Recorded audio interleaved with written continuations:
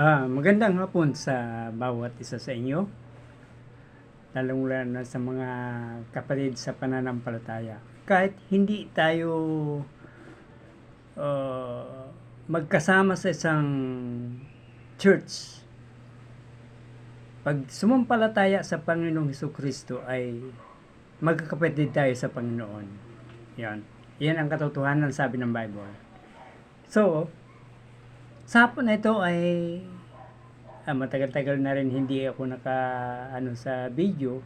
Ngayon ay ang pag-aaralan natin ay yung judgment seat of Christ. Yung paghatol ng Panginoong Hesukristo sa mga mananampalataya. Dalawa kasing uri ng judgment sa Bible na yung judgment seat of Christ doon sa mga mananampalataya. Yung great white throne judgment naman doon sa mga taong hindi sumampalataya sa Panginoon. Yun ang doon. Yun ang pagkakaiba. So, makita natin ang kinuha kong text ay dito sa Romans chapter 14. Yan. Chapter 14 babasahin ko ang halos 4 na talata. Ang sabi rito, datapwat ikaw, bakit humahatol ka sa iyong kapatid? Yan. At ikaw naman, bakit pinawalang halaga mo ang iyong kapatid? Sapagkat tayong lahat ay tatayo sa harapan ng hukuman ni Kristo. Tayong lahat, ang sabi ng verse 10. Romans chapter 14 verse 10. Sa verse 11, sabi, sapagkat nasusulat, buhay ako, sabi ng Panginoon. Sa akin ang bawat tuhod ay luluhod, at ang bawat dila ay magpapahayag sa Diyos. Kaya nga, ang bawat isa sa atin ay magbibigay sulit sa Diyos ng kanyang sarili. Huwag na nga tayong mga hatulan pa sa isa't isa, kundi bagkus ihatol ninyo ito, at ang sino man ay huwag maglagay ng katitisuran sa daan ng kanyang kapatid o kadahilanan na ikakarap. So, yon ang sinabi ng Bible. So, siguro hingi muna tayo ng gabay. Dakilang Diyos sa mga banal sa oras na ito. Sa muli paggawa ko ng video, tulungan niyo po ako sa pamagitan ng iyong Banal Espiritu na ang aking may pahayag ay ang iyong salita, Panginoon, at bigyan niyo po ng katalinuhan ang iyong abang lingkod.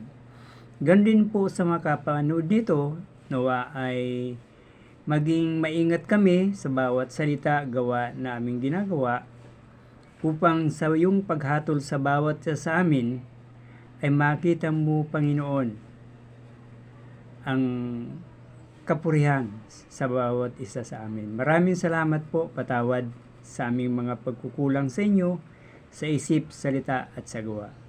Ito po aking dalangin, pangalan ni Kristo Jesus. Amen. So, makita natin sa binasa ko, sa Romans chapter 14 verse 10, sabihan, ikaw, bakit humahatol ka sa iyong kapatid? Tinatanong Tapos itong isa naman, bakit pinawalang halaga mo ang iyong kapatid? So, mapansin natin, pinawalang halaga mo ang iyong kapatid kasi hinatulan mo nga. Yan. So, makita natin na pag sinabing huwag kayong humatol, binanggit din yan sa Matthew chapter 7. Di ba? Matthew chapter 7, sabi yan, huwag tayong humatol. Diba? Matthew 7, 1-4. Minsan kasi tayong mga tao ay hatol tayo ng hatol. Pero yung nakikita natin yung maliit sa ating kapwa, subalit yung gabundok na pagkakamali natin, hindi natin nakikita. Ganyan ang Kumaga sa ay self-righteous tayo. Yan, di ba? Sinasama ko na rin ang sarili ko kasi dati mapaghatol din ako Pero ngayon, Naiwasan kong humatol. Naiwasan kong magsalita ng masama sa aking kapwa. Kasi sabi ng Bible, mahalin mo yung kapwa, sabi ni Jesus Christ, ang Panginoon Kristo. So, makita natin, pag sinabi kasing, napansin ko yung utos na huwag kang humatol para hindi ka hatulan. Yan. Kasi minsan ang ihatol mo sa iyong kapwa, ihatol din sa iyo ng Panginoon. Yun ang ibig sabihin. So, naisip ko, pag sinabing huwag kang humatol, diba? Huwag kang magsalita ng laban sa iyong kapwa, ito ay pangungusap ng Diyos na pinoproteksyonan sana tayo ng Panginoon upang hindi magkamali. Di ba, papansin mo? Papansin natin. Halimbawa sa bata, may kapatid kang maliit. Yan. Halimbawa, junior yung kapatid mo. Yun, wag kang hahawak ng kutsilyo kasi bata ka pa. Di ba? Ano yung purpose mo kung bakit mo pinagbabawalan siya maghawak ng matalim na bagay? Di ba, for protection? Yan, for protection. Ganun din ang Diyos. Hindi lang natin napapansin eh. Kasi bulag tayo eh. Di ba? Ganun nangyari. So, makita natin, pag sinabing huwag kang hahatol, nagmamalasakit ang Diyos. Kumbaga sa pangungusap ng pagmamalasakit sa iyo, sa atin. Huwag kang, di ba yung sinabi doon sa Garden of Eden? Di ba? Huwag niyong kainin yung bunga ng pagkakilala ng mabuti at masama. Sapagkat, di ba, sabi, pag kinain nyo yan, walang pagsalang mamamatay kayo. Surely die. Ay binaluktot ng kaaway. Naniwala naman si Eve. So, makita natin, isang nakikita ko, yung tinawag na huwag kang humatol, pinoproteksyonan tayo ng Diyos sana. Sana.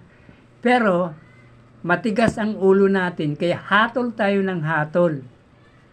Kahit na ba nagkasala yung kapwa natin, wala pala tayong karapatan humatol sa kanya. Di ba? Kasi pag nagkasala din tayo, yung ginawa niyong kasalanan ay pag nagawa rin natin.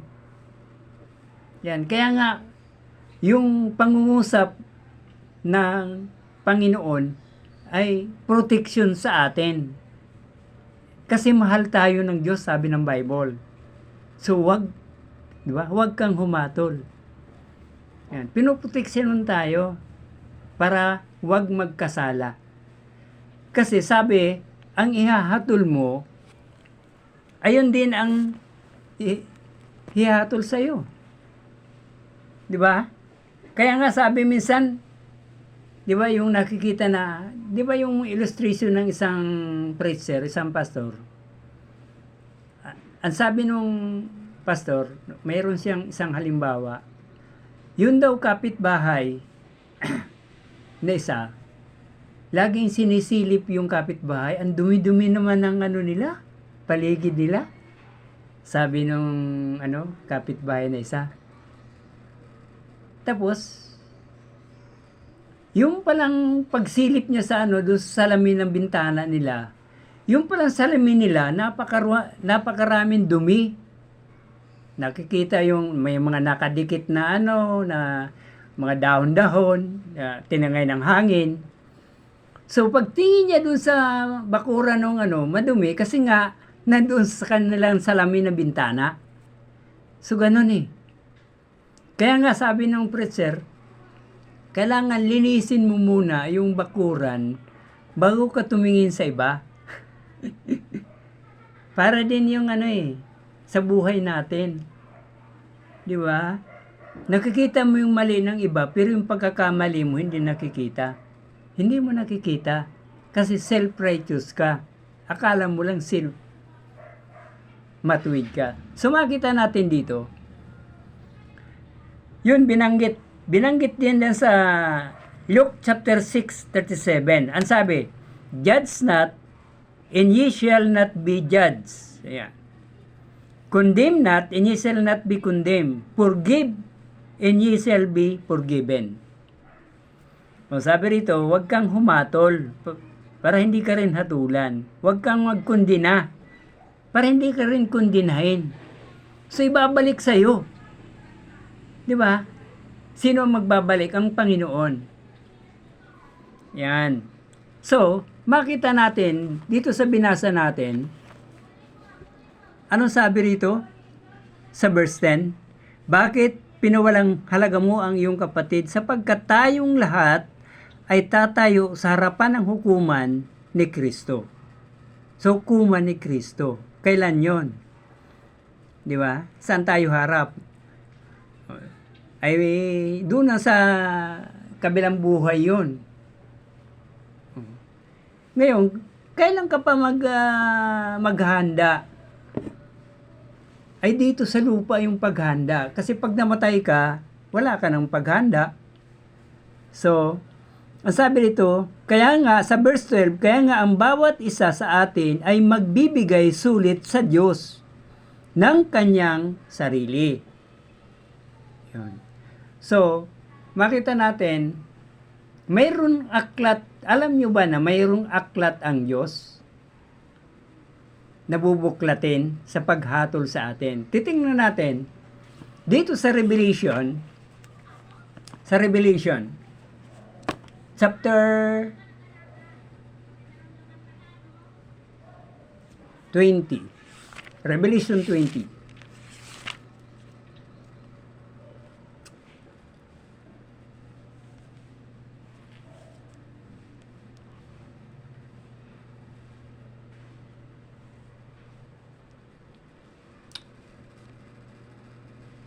Yan. Ang sabi rito sa verse 12. Ang sabi rito, at nakita ko ang mga patay. Ayan. Malalaki at maliliit na nangakatayo sa harapan ng luklukan. At nangabuksan ang mga aklat.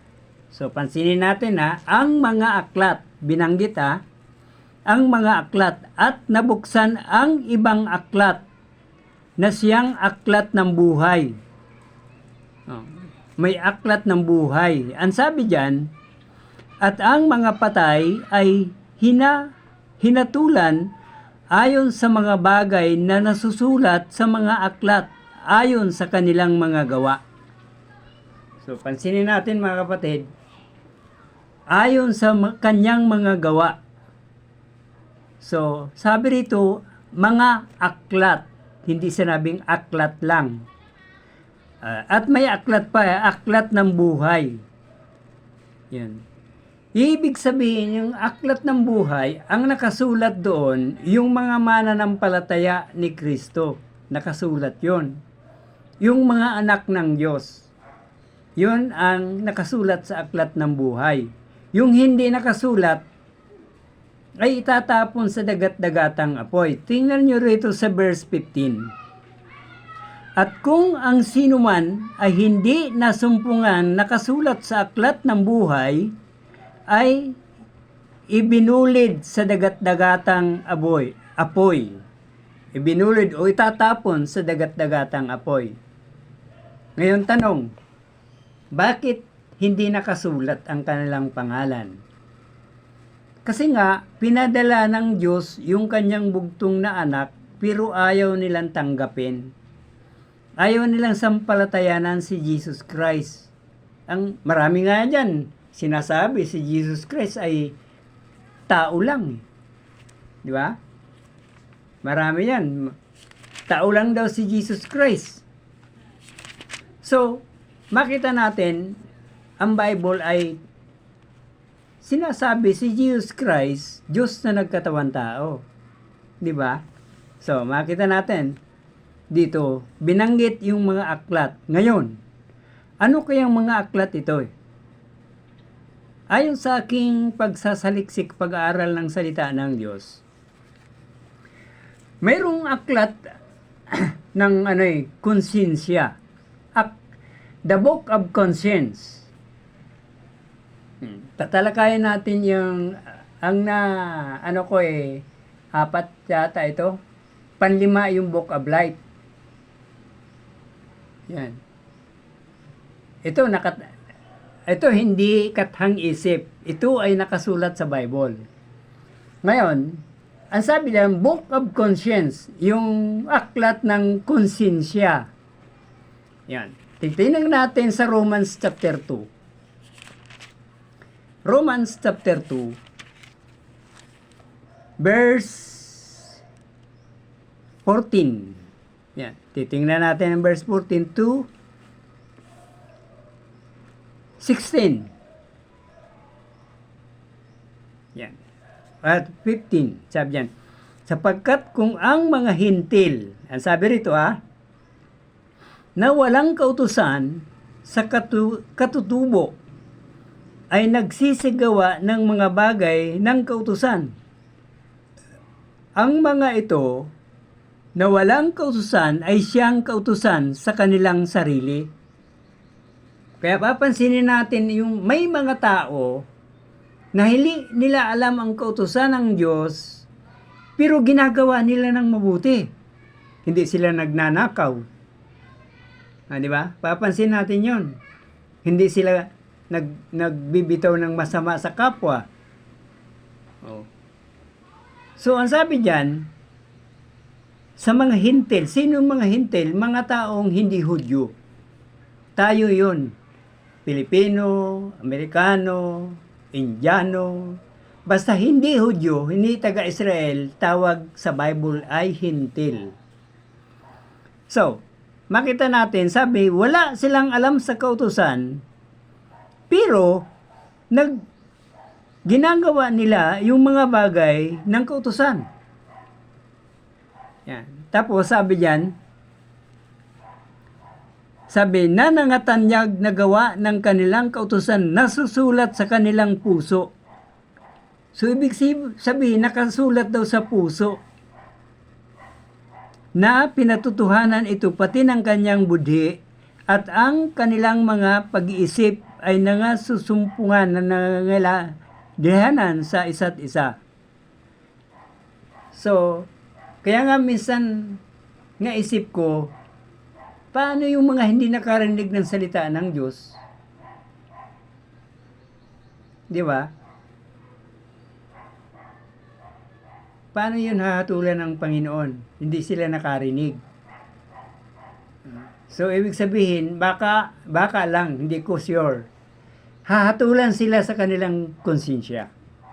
Book of Conscience. Yan. So, makita natin, para sa mga hindi siguro ito nakarinig ng salita ng Diyos, ito ay, sapagkat nakikita ko, nababasa sa Bible. Di ba? So, ngayon, pangalawa, na aklat ng sikreto ng mga tao. Tingnan natin sa verse 16. Romans chapter 2 verse 16. Sa araw na hahatulan ng Diyos ang mga lihim ng mga tao ayon sa aking ibanghilyo sa pamagitan ni Jesucristo. Anong lihim? Lihim daw ng mga tao. Sa araw na hahatulan ng Diyos ang lihim ng mga tao. Yan. So, kaya nga walang ligtas sa harapan ng Diyos. Ang iniisip natin alam ng Diyos. Iniisip mo pa lang alam na eh. 'Yun. So, makita natin kung ano ang sinabi ng Bible. Ngayon, titingnan nga natin dito sa 1 Corinthians chapter 4. 1 Corinthians chapter 4.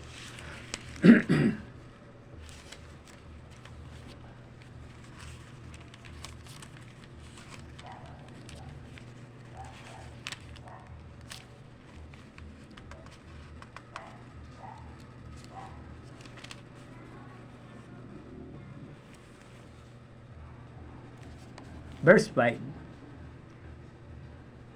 Sabi dito, kaya nga, huwag muna kayong magsihatol ng anuman hanggat sa dumating ang Panginoon na siya ang maghahayag ng mga bagay na nalilihim sa kadiliman at ay ipahayag naman ang mga haka ng mga puso, at kung magkagayon ang bawat isa ay magkakaroon ng kapurihan sa Diyos.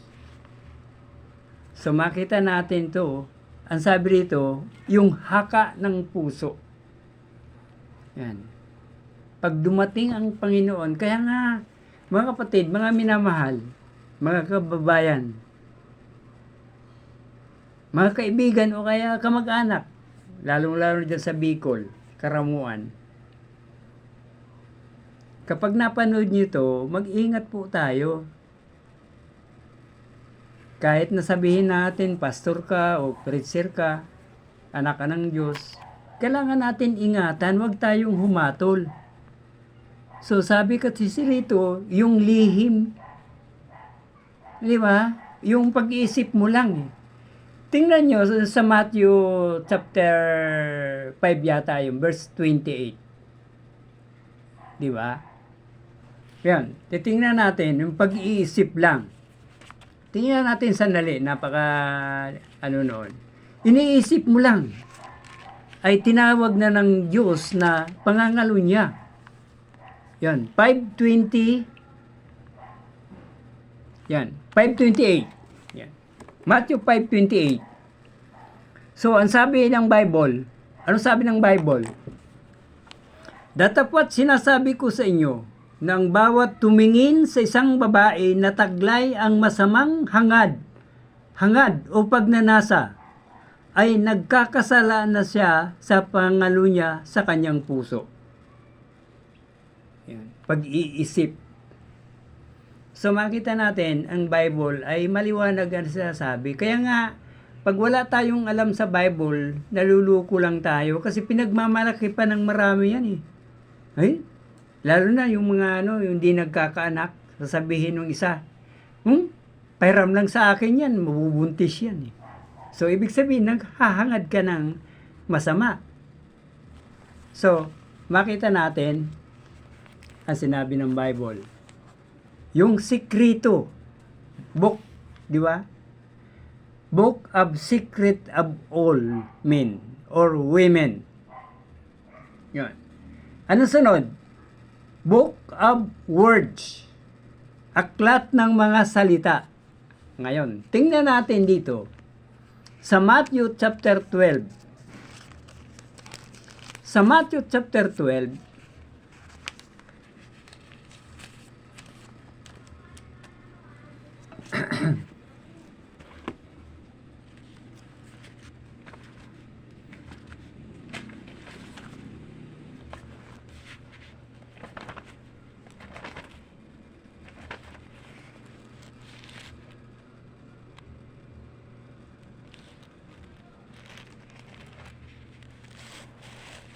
verse 36. Matthew chapter 12, verse 36. Ngayon. Ang sabi, ng 36. Sabi rin sa English. Titingnan natin sa English ha. Sino ang nagsasalita rito? Pansinin natin. Ang Bible na ito, mayroong tinatawag na Red Letter Edition. Pag sinabing Red Letter Edition, si Jesus Christ ang nagsasalita. Nako nyo po. Okay, sabi dyan, but I say unto you that every idle word that men shall speak, they shall give account thereof in the day of judgment. Yan. For by thy words they shall be justified, and by thy words they shall be condemned. Sa Tagalog, sinasabi ko sa inyo, ng bawat salitang walang kabuluhan na sinasabi ng tao, sabi yan, they shall give account. Magsusulit siya sa araw ng paghuhukom. Yan. Araw ng paghukom. Kaya nga, alam nyo ba yung dila? Sabi ni Apostle James, Ang dila, maliit na bahagi ng tao, pero hindi po nakukontrol ng tao ang dila.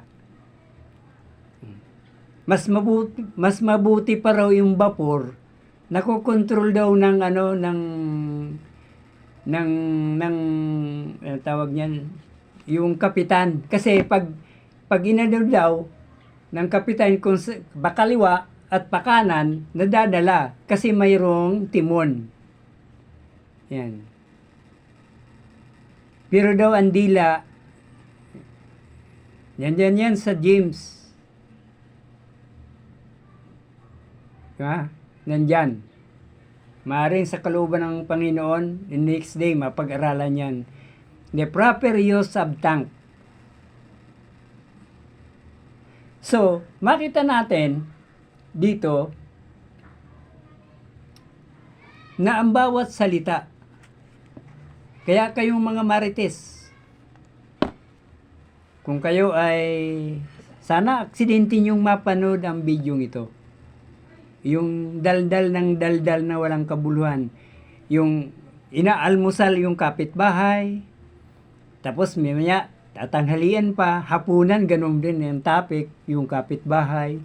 Kung ano-anong sasabihin na wala namang katibayan minsan. So sana wag ganun ang tao.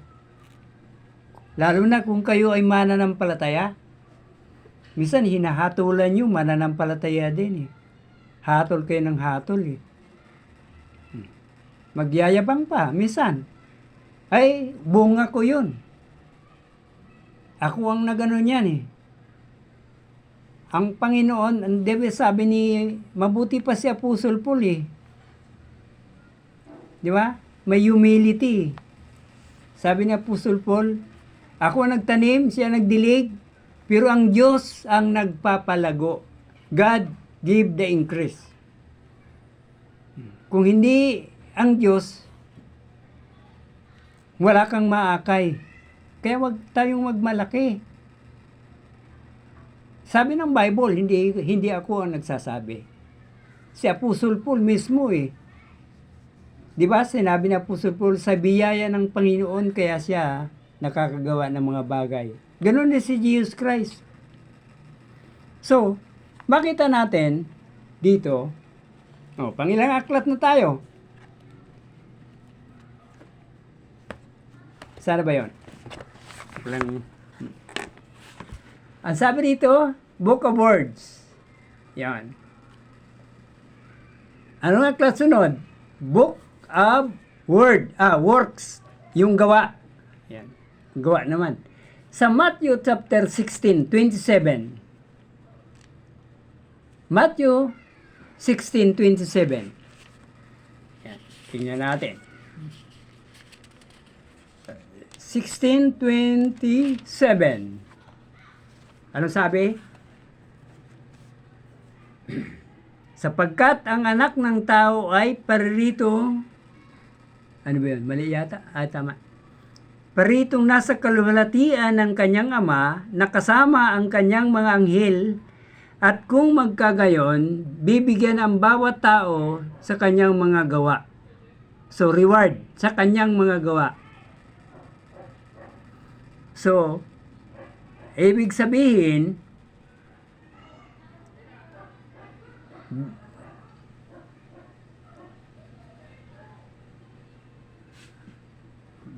verse 26, simulan pala natin ng sapagkat ano ang pakikinabangan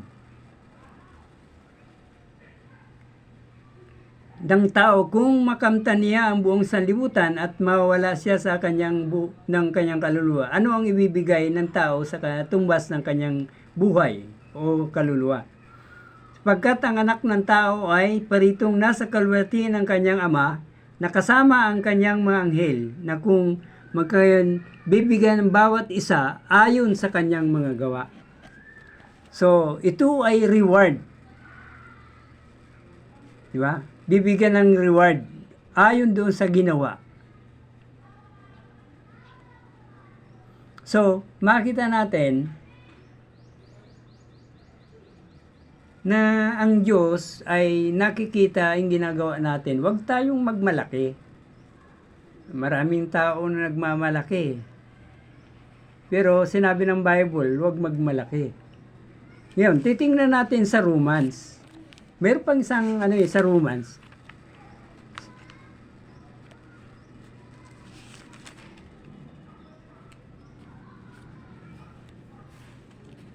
Sa Romans chapter 2, 5 to 9. Babasahin natin. Sabi yan, datapwat ayon sa iyong katigasan ng iyong pusong hindi nagsisisi,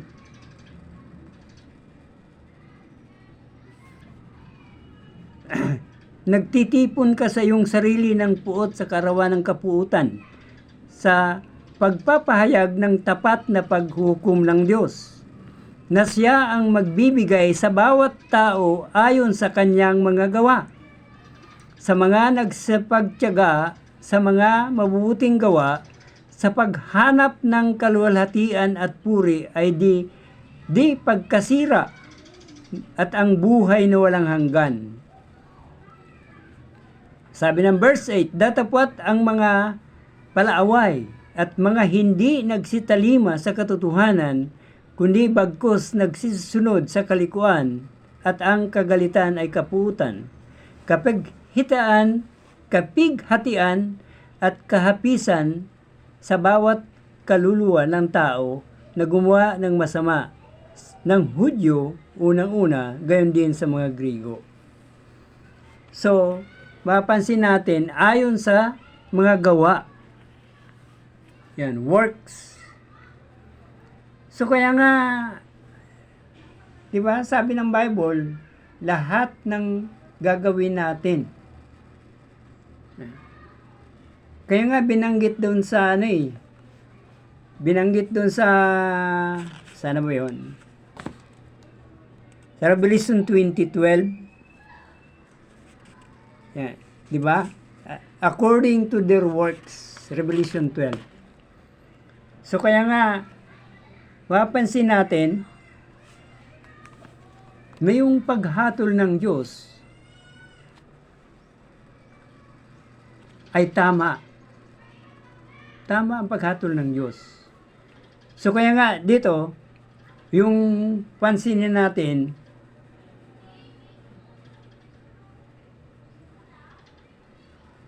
na maraming tao ng hatol. Sana itong pag-aaral nito, yung video nito ay makatulong sa bawat isa na makapanood nito. Dahil kailangan natin Di ba? Ito ay bahagi ng parang paalala. So, dito, mapansin natin, ano ba ang gantimpalang ipamimigay sa judgment seat of Christ? Yun. Ito na, yung gantimpala. Yung dito, sa number 1, 5 ito mga kapatid. Sa number 1, na niligay ko rito, yung sa 1 Thessalonians chapter 2, 19. 1 Thessalonians chapter 2, 19. 1 Thessalonians chapter 2, verse 19. Ano sabi rito? Sapagkat ano ang aming pag-asa o katuwaan o putong na ipinagmamapuri, hindi baga kayo rin sa harapan ng ating Panginoong Hesukristo sa kanyang pagparito? Yan, ito. Putong. May binanggit na putong. Ngayon, titingnan natin sa English. 1 Thessalonians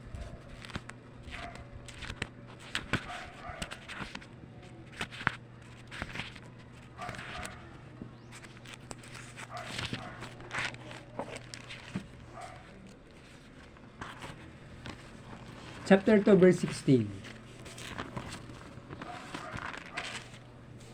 Ang sabi ng 16,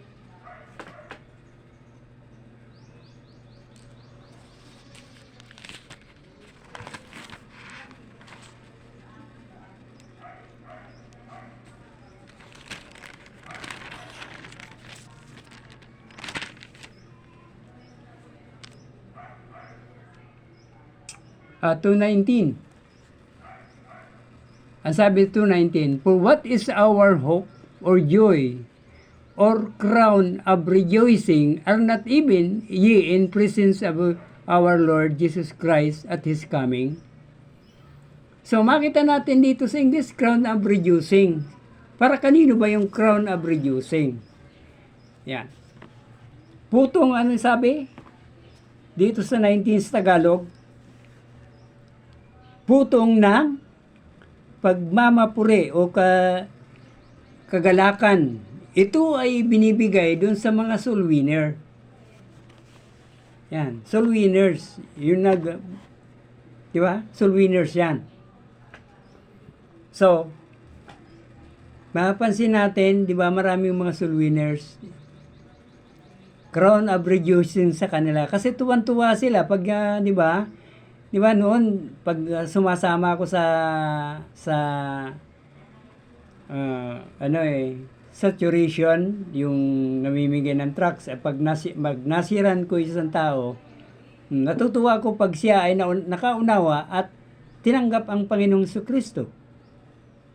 Di ba? Crown of rejoicing. 1 Thessalonians chapter 2 verse 19. Pangalawa, crown of life. Korona ng buhay. James chapter 1.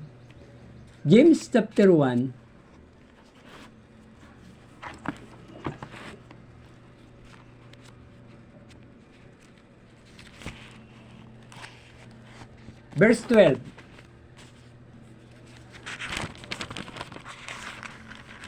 James chapter 1 verse 12. Ano sabi? "Blessed is the man that endureth temptation, for when he is tried, he shall receive the crown of life, which the Lord hath promised to them that love Him." Korona ng buhay, crown of life. Ang sabi rito, mapalad yung tao na talagang tinitiis niya yung temptation, pagtukso. Dahil siya pag nasubok na, siya ay tatanggap ng korona ng buhay, which the Lord hath promised, pinangako ng Diyos talaga, to them that love Him. Doon sa mga nagmamahal sa Kanya. Di ba? Kasi mahal niya ang Panginoon, kaya nagtitiis siya. Tulad ni Peter, yung mga apostles, bakit sila nagtitiis? Di ba? Nagtitiis sila dahil mahal nila si Jesus Christ. At sinabi ng Bible, pag minahal mo si Jesus Christ, mahal mo na rin ang Ama. Pag tinanggap mo si Jesus Christ, tinanggap mo na rin ang kanyang Ama, nagsugo sa kanya. Ganun lang yun. Sapagkat ang kanyang salita, diba, ang kanyang mga utos ay galing sa Ama. John 7:16 nandoon . Ano sabi ni Jesus Christ sa mga Hudyo? "My doctrine is not mine, but His that sent me." So, ang kanyang turo mula sa Ama. Pagkatapos ayaw niyong paniwalaan, sino ang malulugi? Hindi ang Diyos, kundi kayo na mga hindi sumampalataya. So, pangalawa na tayo, no? Pangatlo, 2 Timothy chapter 4 verse 8. Yan, titingnan natin 2 Timothy.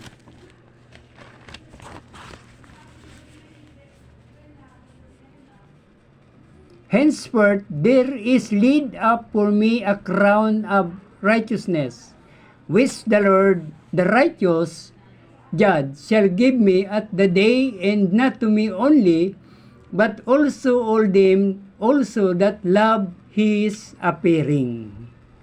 Yung mga nagmamahal daw sa kanyang pagbabalik, ay ibibigay, ang sabi rito, crown of righteousness, korona ng katwiran. Mga kapatid, mga minamahal, ito yung mga korona na ibibigay doon sa mga mananampalataya na nagsakripisyo, nagmahal sa Kanya. Anong gagawin dito sa korona? Di ba? May nabasa akong sa Bible, sa Revelation yata, hindi ko matagpuan, hindi ko na baka ito yung pag nagsamba na tayo na sa langit, ito yung ialay natin, yung kurunang binigay sa atin. Kaya nga, sana ang bawat sa atin may kuruna. Di ba? Kasi, yun ang parang, ang tawag yan? Parang alay natin pag tayo siguro sasamba sa Kanya. Yan, siguro. Yan, crown of righteousness. Yan. Nakatatlo na tayo, ha? 5 ito. So, ang sabi diyan, yung mga nagmamahal sa kanyang pagbabalik. Marahil lang iba sa atin, lalong sa mga bata pang mananampalataya. Sana wag munang bumalik ang Panginoon, bata pa ako eh. Di balik kayo, matanda na kayo. Sasabihin ng iba, no? Pero, hindi mo mapigilan ang kanyang pagbabalik. Kaya sabi ng Bible, walang nakakalam eh. Okay. Number 4. Incorruptible crown. 1 Corinthians 9:25. 1 Corinthians 9:25.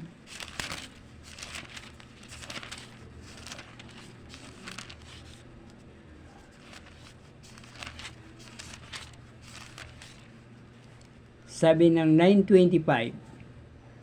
At ang bawat tao, Tagalog naman basahin natin, at bawat tao na nakikipaglaban sa mga palaruan ay mapagpigil sa lahat ng mga bagay.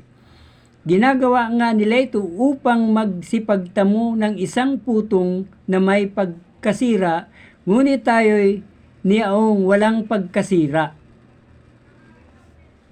Yan, sa Tagalog, walang pagkasira. Kaya nga tinawag sa English na incorruptible crown. Yan. Ibig sabihin, ay yung Kristiyano ay parang nasa palaruan.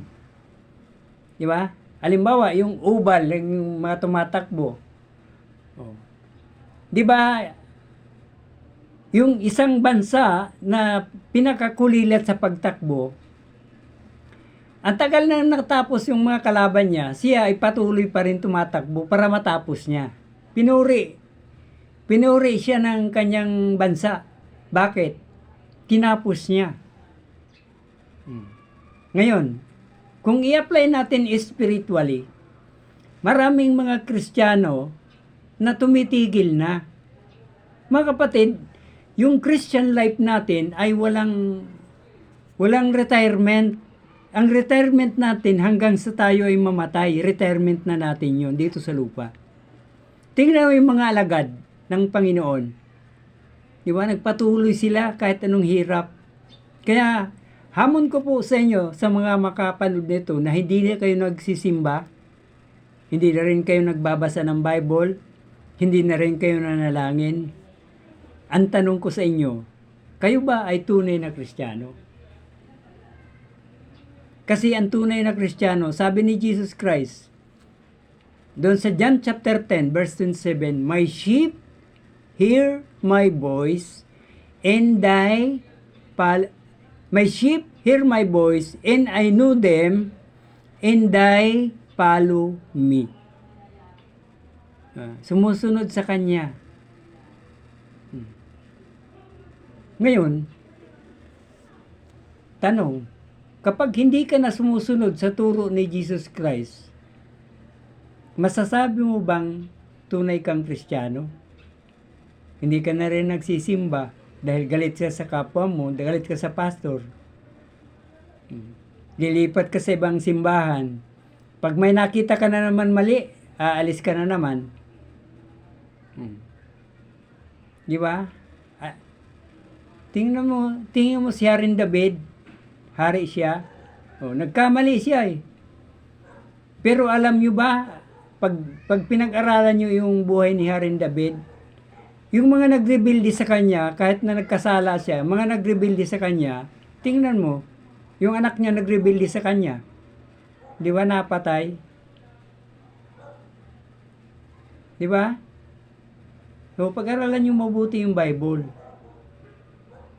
Kahit nagkamali yung pastor natin, o si kanino mang pastor kanino church yan, hayaan mo ang Diyos ang humatol sa kanya. Hayaan mo ang Diyos ang mag-alis sa kanya kasi kung hindi siya karapat-dapat, ang Diyos ang nag-aalis kasi ang Diyos ang naglagay. Ayan ang aking paniniwala. Marami na akong pinagdaan ng mga pastor. Marami ngang pastor na pinagdaanan ko na ano namin nung araw eh. Yung mga mayayabang pero nasabi, may isang pastor na naging ano ko, sabi niya, walang makapagano sa akin sa tukso. Kayang-kaya kung ano yan tukso. Oh, graduate ng Bible School. Pero anong nangyari sa kanya? Sa kayabangan niya. Oh. Nasira siya, may asawa pa yung babae. So kahit anong talino mo, huwag kang magyayabang. Biyaya ng Diyos. So, makita natin incorruptible crown. Ang last. Yan. Crown of glory. 1 Peter chapter 4. Ang sabi ng 25 kanina, ano sabi doon? Incorruptible crown. Yung ano daw, sa paligsahan, universal na paligsahan, may putong na may, eksitibo ng isang putong na may pagkasira. Yung mga kuruna dito sa mundo, masisira yon. Pero ngunit tayo, niyaong, ang kuruna daw natin, walang pagkasira. Yon. 1 Peter chapter 5. 1 Peter chapter 5, verse 4. So, mga Kristiyano, sana ano natin, pag-isip-isip natin. 1 Peter chapter 5, verse 4.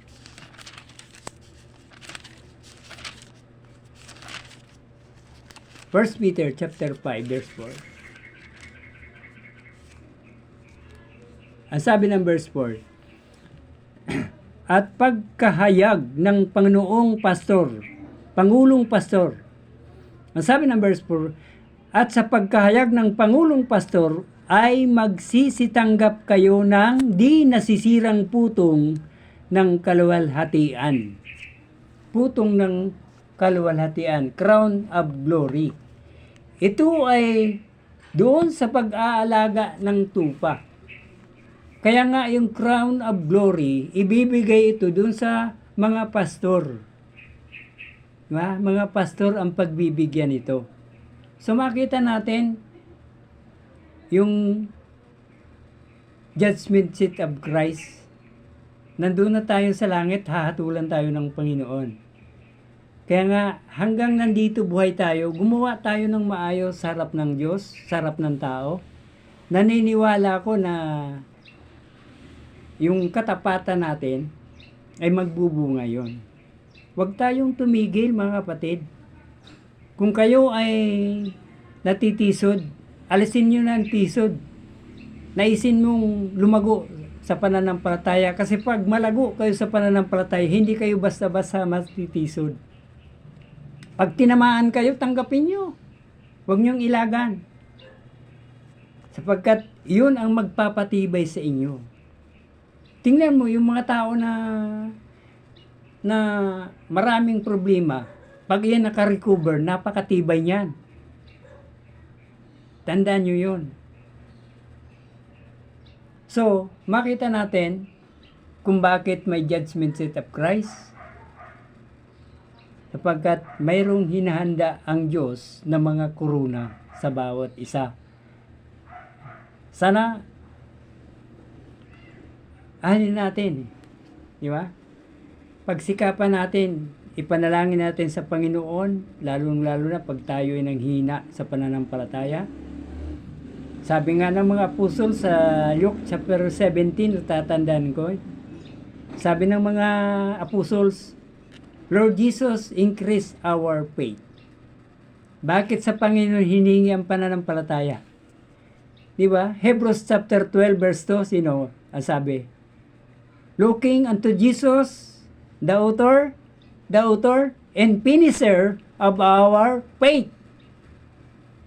Siya ang may akda at magtatapos at tutulong sa atin ang Panginoong Hesukristo. Siya ang author eh. Siya rin ang author ng salvation natin. Di ba? Captain of salvation. So makita natin, without Jesus Christ, wala tayo. So dito makita natin, kasi si Jesus Christ ang hatol sa atin eh. Hindi naman ang Diyos Amay. Binanggit yun doon sa John chapter 5 verse 22. Sa Kanya ipinamahala ang paghatol. Pati doon sa mga hindi mananampalataya, Jesus Christ din ang hahatol. So, makita natin ang tunay na judge si Jesus Christ. Ang Panginoong Jesucristo na minamaliit ng maraming tao. Hindi pinaniwalaan. Pero hindi nila alam kasi sa Bible. Kung wala si Jesus Christ, walang nilalang. John chapter 1 verse 3. Yan, di ba? In the beginning was the Word, in the Word was with God, in the Word was God. Verse 3, walang nilalang kung wala siya.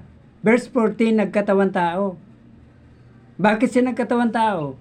Para mamatay sa krus ng Kalbaryo, para matubos ang iyong kasalanan at kasalanan ko at kasalanan ng lahat ng tao. Ngayon, sino lang ang matubos? Yung sumampalataya sa Kanya.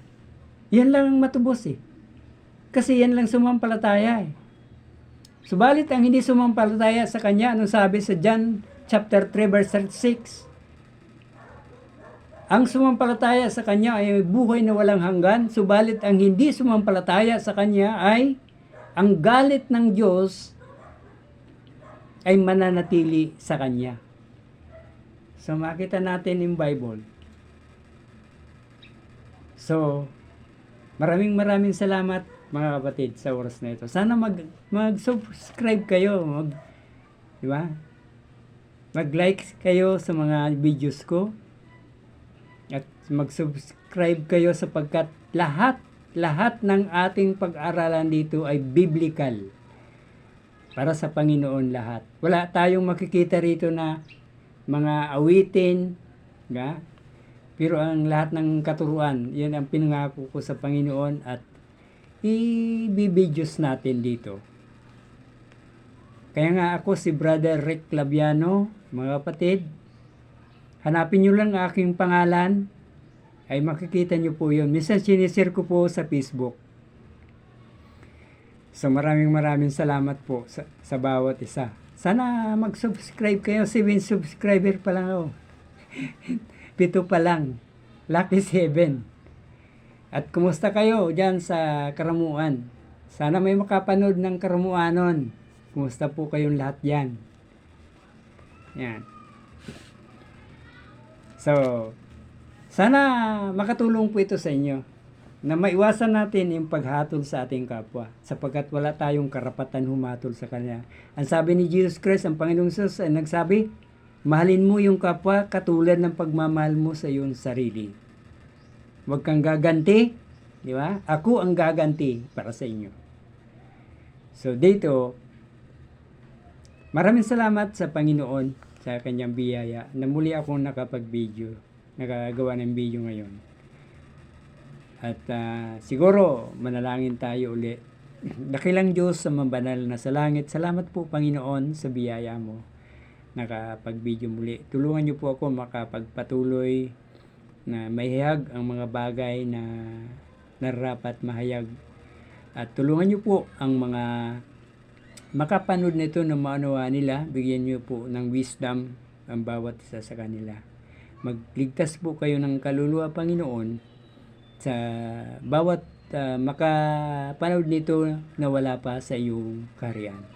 Maraming salamat po. Ang kapurihan, kaluwalhatian at ang pagpasalamat ay binabalik po namin sa iyo, Ma, sa pangalan ni Kristo Jesus. Amen.